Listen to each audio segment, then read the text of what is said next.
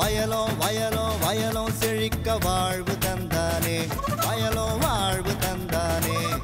அட பொன்னா விளையோ பூமிக்கு நல்ல விவரம் தந்தானே, உழவனின் உறவா வந்தானே.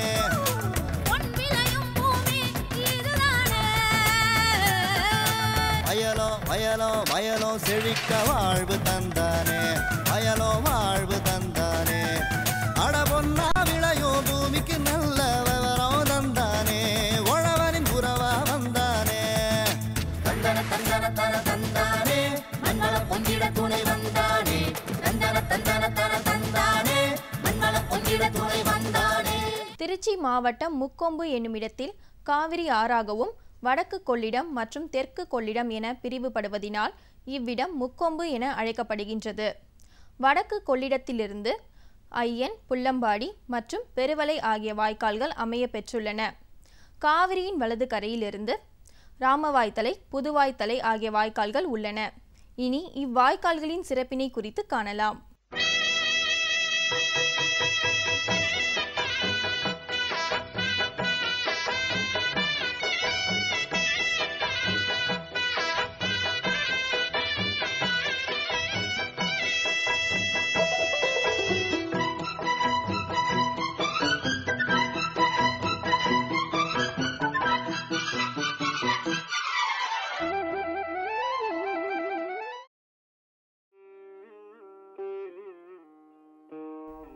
மேட்டூர் அணையின் கீழ்ப்புறத்திலிருந்து சுமார் 184 கிலோமீட்டர் பயணிக்கும் காவிரி ஆறு முக்கொம்பில் இரு கூறாக பிரிந்து காவிரியாகவும் கொள்ளிடமாகவும் கிழக்கு நோக்கி பயணிக்கின்றாள். அரச பரம்பரைகள் சோழ நாட்டினை ஆட்சி செய்த போது கொரம்பு எனும் மண்ணால் அணைகள் அமைத்து தண்ணீரின் போக்கினை மாற்றி அமைத்து விவசாயத்திற்கு பாசன வசதிகளை ஏற்படுத்தி கொடுத்தனர். ஆனால் அதிக மழை மற்றும் அதிக வெள்ளக்காலங்களில் இவை போதுமானதாக அமையவில்லை. 1836 மேஜர் எச்.சி. காட்டன் அவர்கள் கொள்ளிடத்தில் ஒரு தடுப்பணை கட்டினார். அதாவது தெற்கு வட கொள்ளிடத்தில் தடுப்பணை கட்டப்பட்டது. இது கொள்ளிடம் மேலணை எனப்படுகிறது. முக்கொம்பிலிருந்து சுமார் 171 கிலோமீட்டர் தூரத்திற்கு அப்பால் கொள்ளிடம் கீழணையும் உள்ளது. காவேரியில் 1974 துவக்கப்பட்ட தடுப்பணை 1977 முடிவு பெற்று பயன்பாட்டிற்கு வந்தது.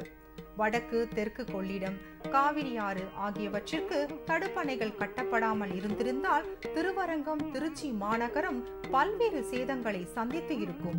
அதே வேளையில் காவிரியில் கட்டப்பட்ட கல்லணையும் மிகுந்த சேதத்திற்கு உட்பட்டு காவிரி டெல்டாவே பெரும் அழிவை சந்தித்திருக்கும்.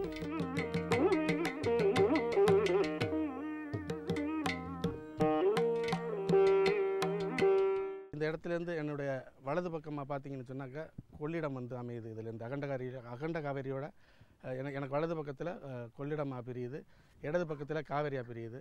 அந்த கொள்ளிடம் வந்து 2 கிளைகளாக பிரியுது, வடக்கு கொள்ளிடம் தெற்கு கொள்ளிடம்னு சொல்லி. வடக்கு கொள்ளிடத்தில் 10 மதகுகளும் தெற்கு கொள்ளிடத்தில் 45 மதகுகளும் இருக்குது. அதேமாதிரி காவேரியில் பார்த்திங்கன்னா 41 மதகுகள் இருக்குது. இப்போ காவேரியுடைய நீர் விளையாட்டு திறன் வந்து 1,80,000 கண்ணாடி இங்கேருந்து வெளியில் தள்ளுறது மாதிரி வடிவமைக்கப்பட்டுள்ளது. அதேமாதிரி கொள்ளிடம் பார்த்திங்கன்னு சொன்னாக்கா 2,80,000 கண்ணாடி தண்ணீரை வந்து வெளியேற்றக்கூடிய வகையில் அமைக்கப்பட்டிருக்கு. இது வந்து கட்டப்பட்ட ஆண்டு வந்து 1836. இதை வந்து சார் ஆர்தர் காட்டன் என்பவர் வந்து 1907 வந்து ரீமாடல் பண்ணி 1904 வந்து ரீமாடல் பண்ணியிருக்காங்க. இதனுடைய முக்கிய அமைப்பு என்ன அம்சம்னு கேட்டிங்கனாக்கா, காவேரியில் வந்து அதிகப்படியான வெள்ள நீர் போச்சுன்னு சொன்னோம்னாக்கா திருச்சி நகரத்தையும் கல்லணையும் பாதிக்கும் அப்படிங்கிறதுனால அந்த இடத்துல வந்து வெள்ள தடுப்பு மதகா காவேரியின் குறுக்கே வந்து கட்டியிருக்கிறோம். அது 1977 கட்டி முடித்து இன்னை வரை நல்ல முறையில் ஃபங்க்ஷன் ஆகிட்டு இருக்கு.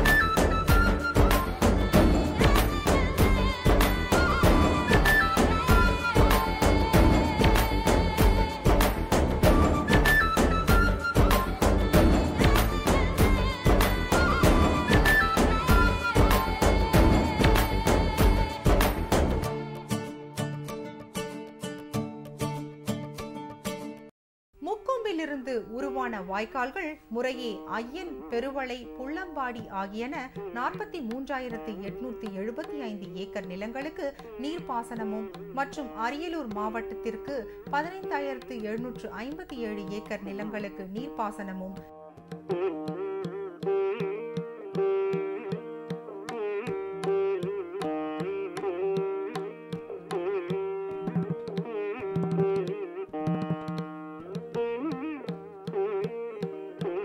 காவிரியின் வலது கரையிலுள்ள புதுவாய்த்தலை, ராமவாய்த்தலை ஆகிய வாய்க்கால்கள் 4,655 ஏக்கர் நிலங்களுக்கு பாசனத்தினை வழங்குகின்றாள்.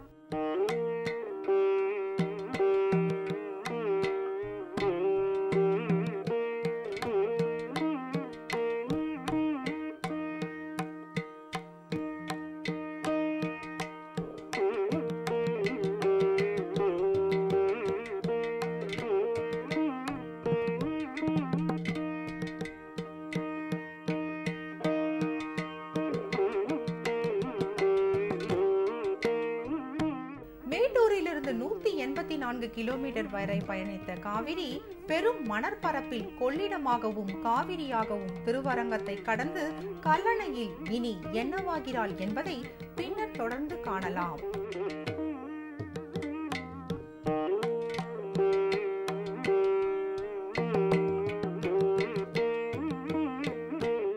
காவிரியின் பாசன பயணம் தொடரும்.